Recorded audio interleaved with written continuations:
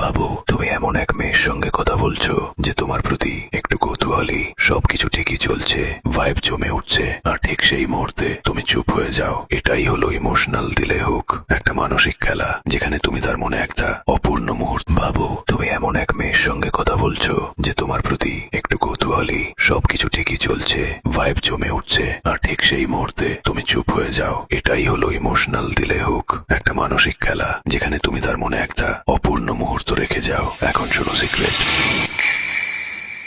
যখন সে হাসছে তুমি হালকা করে বলো, তুমি জানো তোমার হাসিটা একটু বিপজ্জনক। তারপর 1 সেকেন্ড তাকিয়ে থেকে বলো, কিন্তু থাক, তুমি বুঝবে না। এবং তারপর কথার দিক বদলে দাও। এখন কি হবে জানো? তার মস্তিষ্ক সেই অপূর্ণ কথা তার মানে খুঁজতে থাকবে। ও কি বলতে চেয়েছিল?